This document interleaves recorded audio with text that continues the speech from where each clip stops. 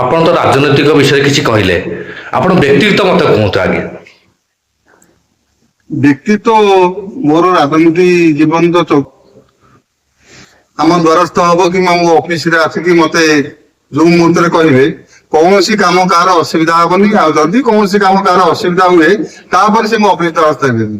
ମୁଁ କପିଲ ଡାଲି ପୂର୍ବତନ ମନ୍ତ୍ରୀ ଅରବିନ୍ଦ ଡାଲି ଯେତେବେଳେ ଆସି ପହଞ୍ଚିଲେ, ନୂଆ ଦଳକୁ ଆସିଲେ, ବିଜେପି ଗଲେ, ମୁଁ ମଧ୍ୟ ତାଙ୍କ ସାଙ୍ଗରେ ଯାଇ ଷ୍ଟେଟ ଲେଭେଲରେ ମିଶିଲି ଏବଂ ବିଜେପିରେ ବର୍ତ୍ତମାନ ଅଛି। ଆଉ କମଳ ବି ବାଣ୍ଟିଛି ଏବଂ କାହାର ଖାତା କଲମ ନାହିଁ କିମ୍ବା କୌଣସି କିଏ ଅସୁବିଧାରେ ପଡ଼ିଲା କିଏ ଗୋଟେ ବିବାହ କରିପାରୁନି, ଯେତେବେଳେ ଯିଏ ମୋ ପାଖକୁ ଆସିଛି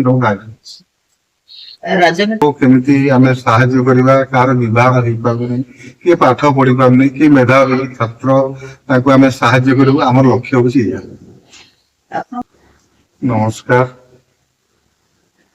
ମୋ ନାଁ କୈଳାସ ଚନ୍ଦ୍ର ସେଠୀ, ଦଳିତ ଉନ୍ନୟନ ସଭାପତି, ଜୟଦେବ ନିର୍ବାଚନ ମଣ୍ଡଳୀ। ଆପଣ ଯୋଉ ଦଳିତ ଉନ୍ନୟନ ପରିଷଦ କରିଛନ୍ତି, ଏହା କେବେଠାରୁ ଆରମ୍ଭ ହେଇଛି ଆଉ ଆପଣଙ୍କର ଲକ୍ଷ୍ୟ କଣ ରହିଛି? ଏ ସଂଗଠନ ଆରମ୍ଭ ହବାର ପ୍ରାୟ 10 ବର୍ଷ ହବ। ଆର କୌଣସି ପରିଚାଳନା ମଝିରେ କରାଯାଉନଥିଲା। ମୁଁ 2 ବର୍ଷ ହେଲାଣି ଯେ ଦଳିତ ସଂଗଠନକୁ ବୁଝାବୁଝି କରୁଛି ଏବଂ ଆମର ଲକ୍ଷ୍ୟ, ଆମର ଦଳିତ ଭାଇ ଭଉଣୀ ହୁଅନ୍ତୁ କିମ୍ବା ଜେନେରାଲ ହୁଅନ୍ତୁ, ଗରିବ ଗୁରୁବା ଲୋକଙ୍କୁ। ଅନୁଷ୍ଠାନରେ କେତେ ସଦସ୍ୟ ବର୍ତ୍ତମାନ ସୁଦ୍ଧା ଅଛନ୍ତି? ଆମର ଏ ଅନୁଷ୍ଠାନର ପ୍ରାୟ 70 ସଦସ୍ୟ ଅଛନ୍ତି ମୋ ସାଙ୍ଗରେ ଏବଂ ବାଲିଅନ୍ତା ବାଲିପାଟଣାରେ ମଧ୍ୟ ବହୁ ସଭ୍ୟ ମୋ ସାଙ୍ଗରେ ଅଛନ୍ତି, ଆଉ ଜେମ୍ସ ଅଛନ୍ତି, ଲେଡିଜ ମଧ୍ୟ ଅଛନ୍ତି। ଆପଣ ଜୟଦେବ ନିର୍ବାଚନ ମଣ୍ଡଳୀରେ କଣ କଣ ସବୁ ଅନୁଷ୍ଠାନ ତରଫରୁ କଣ କାର୍ଯ୍ୟକ୍ରମ କରିଛନ୍ତି?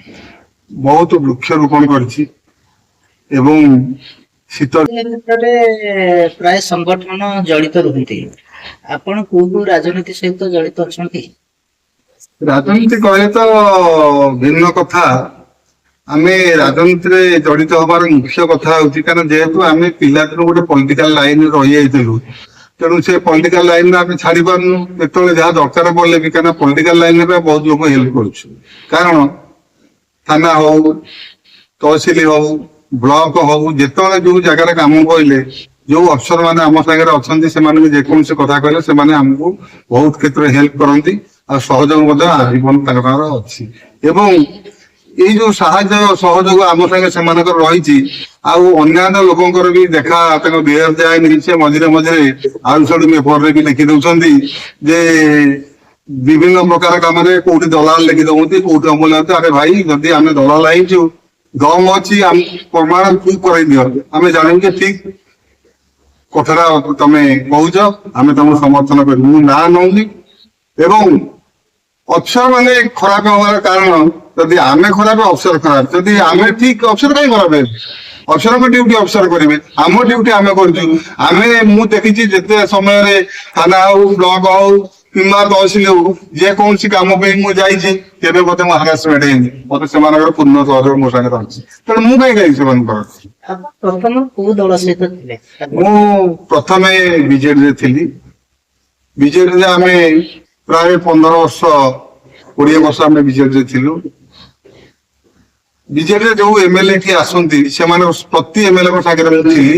ତା ସହିତ ମଝିରେ ଆମର ଅରବିନ୍ଦ ଡାଲି ପୂର୍ବତନ ମନ୍ତ୍ରୀ ଅରବିନ୍ଦ ଡାଲି ଯେତେବେଳେ ଆସି ପହଞ୍ଚିଲେ, ନୂଆ ଦଳକୁ ଆସିଲେ, ବିଜେପି ଗଲେ, ମୁଁ ମଧ୍ୟ ତାଙ୍କ ସାଙ୍ଗରେ ଯାଇ ଷ୍ଟେଟ ଲେଭେଲରେ ମିଶିଲି ଏବଂ ବିଜେପିରେ ବର୍ତ୍ତମାନ ଅଛି। ଆଉ ଆପଣ ବିଜେଡିରେ ଥିଲେ, ଅରବିନ୍ଦ ଡାଲି ମହୋଦୟଙ୍କ ସହିତ ରହୁଥିଲେ, ଲୋକମାନଙ୍କର କଣ ସୁବିଧାଜନକ କାର୍ଯ୍ୟ କରିଛନ୍ତି ଦେଖନ୍ତୁ, ଅଞ୍ଚଳରେ?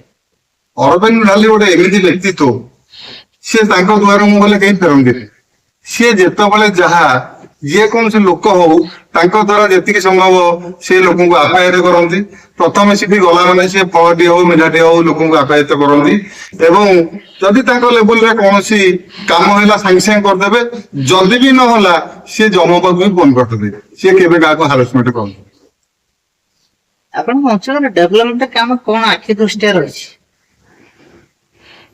ଆମ ଅଞ୍ଚଳରେ ବର୍ତ୍ତମାନ ଶୀତଳ ଭଣ୍ଡାର ପାଇଁକି ଆମେ ଉଦ୍ୟମ ଜାରି କରିଛୁ ଏବଂ ଆମର ମାନ୍ୟବର ମୁଖ୍ୟମନ୍ତ୍ରୀଙ୍କ ପାଖ ମଧ୍ୟ ଆମେ ଲିଖିତ ଆକାରରେ ଦେଇଛୁ ଏବଂ ଆମେ ଚାହୁଁଛୁ ଆମର ଜୟଦେବ ନିର୍ବାଚନ ମଣ୍ଡଳରେ ବଡ ବଡ ଯୋଡେ ଶୀତଳ ଭଣ୍ଡାର।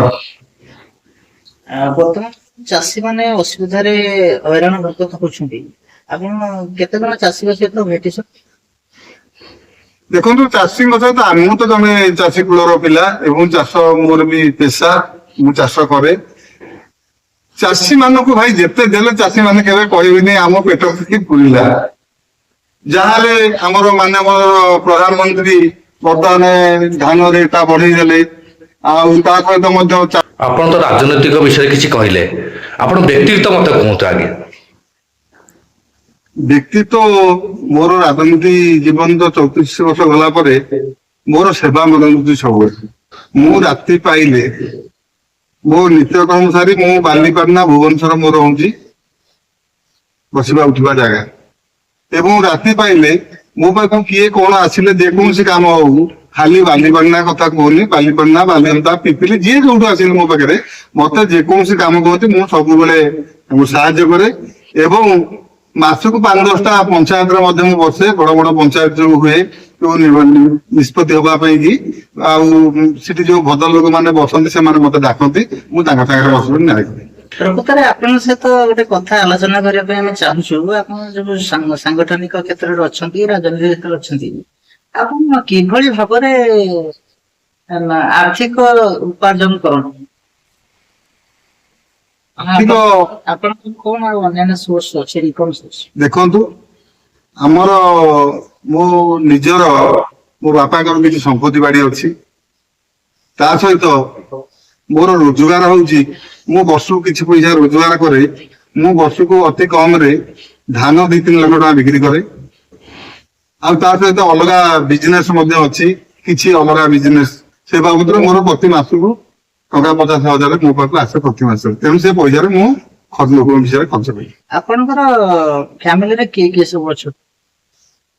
ମୋ ଫ୍ୟାମିଲିରେ ମୋର 4ଟା ଝିଅ, ଗୋଟିଏ ପୁଅ। ମୋ 4ଟା ଝିଅରୁ 3ଟା ଝିଅ ବିବାହ କରିଦେଇଥିଲି, ଗୋଟେ ଝିଅ ମୋର ଏକ୍ସପାୟାର କରିଯାଇଛି। ଆଉ 2ଟା ଝିଅ ମୋର ଅଛନ୍ତି, ଗୋଟେ ଅଛି ନିଆଳିରେ, ଆଉ ଗୋଟେ ଝିଅ ମୋର ବିବାହ ହେଇଛି ନିମାପଡା। ଆଉ ଗୋଟେ ଝିଅ ମୋର ଇଞ୍ଜିନିୟରିଂ କରିକି ଗୋଟେ କମ୍ପାନୀରେ ଅଛି, ଆଉ ମୋ ପୁଅ ଇଞ୍ଜିନିୟରିଂ କରୁଛି। ଆମ 3 ହାଉସ। ପୁଅ ଏବେ ଇଞ୍ଜିନିୟର ପାଠ ପଢୁଛନ୍ତି ନା ଇଞ୍ଜିନିୟର ଅଛନ୍ତି? ନାଇଁ, ଇଞ୍ଜିନିୟର ପଢୁଛନ୍ତି। ଆପଣଙ୍କୁ ଆସିବା ବେଳେ ଆମର ଅସୁବିଧା ବହୁତ ସମ୍ମୁଖୀନ, ଆମର ଯେଉଁ ଅଛନ୍ତି ଗରିବ ଲୋକ, ତାଙ୍କଠୁ ଆମେ ଶୁଣିବାକୁ ପାଇଲୁ ଯେ କୌଣସି ପ୍ରକାର ଅସୁବିଧା ହେଉଛନ୍ତି ଯେ ସେମାନଙ୍କ ପାରିପାର୍ଶ୍ୱିକ କିଛି ତାଙ୍କୁ ମିଳୁନାହିଁ।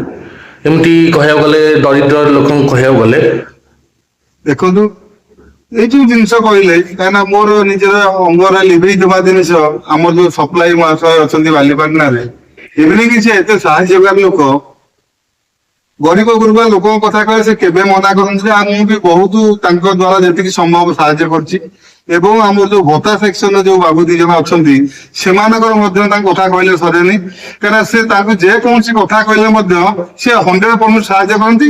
ଆଉ ବହୁତ ଲୋକ, ମୁଁ ମଧ୍ୟ ମୋ ଜୀବନ କାଳ ଭିତରେ 1000ରୁ ଉର୍ଦ୍ଧ୍ୱ ଭତ୍ତା ମଧ୍ୟ ମୁଁ ଲୋକଙ୍କୁ କରେଇଛି। ଆଉ ଜମି, ଏ ଯୋଉ ଆମର ସ୍କିମରେ ଯୋଉ ଜାଗା ଦିଆଯାଉଛି, ମୁଁ ମଧ୍ୟ ମୋ ଜୀବନରେ 5-10ଟା ଲୋକଙ୍କୁ ଜାଗା ମଧ୍ୟ ତହସିଲଦାର ପାଇଁ କରେଇଛି। ଆପଣଙ୍କ ଏରିଆରେ ଆମେ ଖବର ପାଉଛୁ ଯେ କୌଣସି ଲୋକ ବିଭିନ୍ନ ପ୍ରକାର ସମସ୍ୟା ଆଉଛନ୍ତି, ବାର୍ଦ୍ଧକ୍ୟ ଭତ୍ତାଠୁ ଧରିକି ବିଭିନ୍ନ ପ୍ରକାର। ଆପଣ କଣ ମତ ଦେବେ? ଆପଣଙ୍କୁ ଯେକୌଣସି ଲୋକ ଆମ ଦ୍ୱାରସ୍ଥ ହବ କିମ୍ବା ମୋ ଅଫିସରେ ଆସିକି ମତେ ଯୋଉ ମୁହୂର୍ତ୍ତରେ କହିବେ, କୌଣସି କାମ କାହାର ଅସୁବିଧା ହବନି। ଆଉ ଯଦି କୌଣସି କାମ କାହାର ଅସୁବିଧା ହୁଏ, ତାପରେ ସେ ମୋ ଅଫିସ ଦ୍ୱାରସ୍ଥ ହେବେନି। ମୁଁ କଥା ଦେଲି, ଯେତେବେଳେ ଯୋଉ ଲୋକ ସବୁବେଳେ ମୋ ଅଫିସ ଦ୍ୱାର ମୋ ଖୋଲା।